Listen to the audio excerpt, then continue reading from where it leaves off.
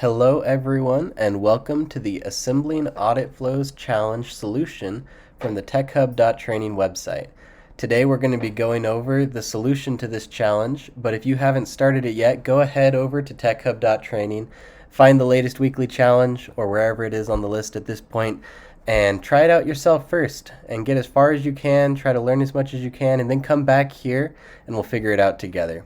So today I didn't want to show you exactly how to drag everything around. I figured that was pretty self-explanatory. One neat little trick is you have these boxes, and I'll explain more about that in a second, but you can take the arrow and drag the ends and connect it to one of the sides of the boxes, and you can do the same with the other side, and that way when you move the boxes around, they stay together. How cool is that? But explaining these boxes, the purpose of this challenge is to take these flowchart steps that your boss has given you and organize them in the correct order so that you can prove to your boss that you understand how an audit is supposed to work.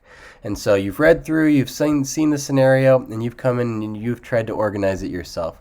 Again, there are lots of different ways to do this.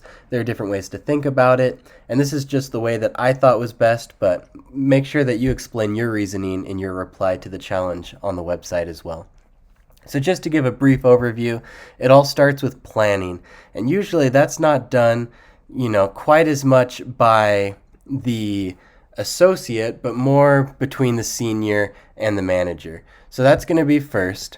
And then after that, the senior and the manager are going to be identifying the risks, the industry, the different things that need to be focused more heavily on and focused less heavily on, and they're going to make some decisions about that as well. Then they're going to develop an audit plan, and this is where we might see the associate getting a little more involved. They might have some input on exactly what kind of work should be done, and they might have ideas how best to go about implementing those steps. So we might see it moving a little bit further down at this point, and the senior might be taking more control. Then we're going to get down into performing audit procedures, and now we are squarely in the associate territory. The associate is going to go through, use the skills that they've developed and the knowledge that they have to perform audit procedures and find results. And as soon as they have those, they're going to very importantly document those results, put it on the work paper, show how they got to the conclusions that they did, and prepare everything for further review further up. Then they're going to go through and review their work. You notice that there's 3 reviews work, and it's pretty clear that everyone in here is going to be reviewing their work, because when you get to the final deliverable, you want it to be perfect, and you don't want someone further up the chain to have to fix your mistakes. So it's important to go back and review everything that you've done. So after the associate is done, we're going to move over to the senior. And the first thing the senior is going to do is they are going to review the associate's work and make sure that things were done properly. Remember, the senior was part of the planning process, and so they know the way that things were supposed to be done. So they're going to just quickly go through, make sure that everything the associate was supposed to do was actually done. And then they're going to go through and make sure that there weren't any mistakes and that the work paper and the documentation is in a presentable state. They're going to go through and review everything they did, and then they're going to pass it off to the manager. The manager is going to follow a very similar process, but they're going to be a little more high level. They're going to review the senior's work, but they're going to focus on things like audit standards. They're going to make sure that all the important baseline steps were covered and that it really is a final presentation that's ready to go off to the client wherever they may be. And again, they're going to review their work, and there may be some more review after this, there may not be, but this is a general flow that audits are going to go in. And when you go out and start as an associate, this is something that you're going to be a part of. So that was the first part of the video, looking at flows and one way that you could organize the flow and kind of why I put things the way that I did. Next up, we've been instructed by our boss to format the flow chart in an appealing way and use some of Excel's formatting features to help us to do that. So I'm not going to show you step by step what I did, but I'll show you my finished product, and I'll point out some of the tools that I used to make a finished product. Alright, and here I am with the finished product. So you'll notice I've added a lot of color, I've taken away a lot of lines, a lot of little things here, and I'm just going to point out a few things that I did that I think made a big difference. So first off, I created different sections for the different members of the team that we have been looking at. These are sometimes called swim lanes, and they just help us to follow very directly what each person is doing.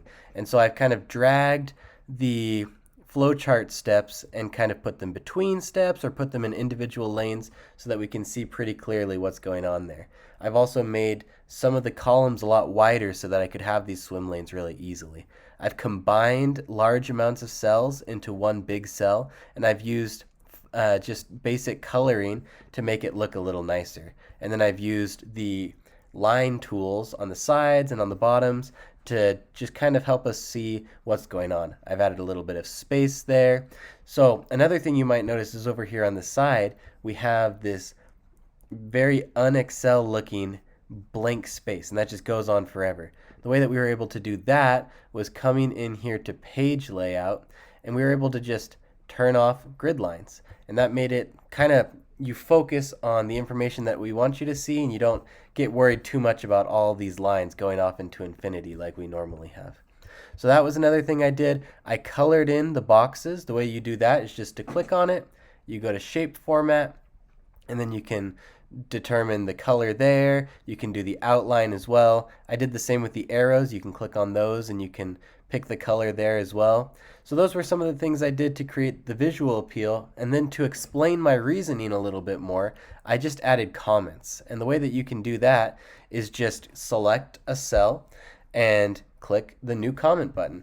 You can click comments up here to see all of them. You can click new there. And that was how I was able to explain my reasoning for each of the things that I did. So that's how I decided to organize my flowchart. But again, this is a very subjective process, and what looks good to you is very different than what looks good to me. So make sure you post an image of your final solution as a reply on TechHub.training so the community can learn from you as well. Thanks for watching this video, and make sure you come back next week for another weekly challenge on TechHub.training.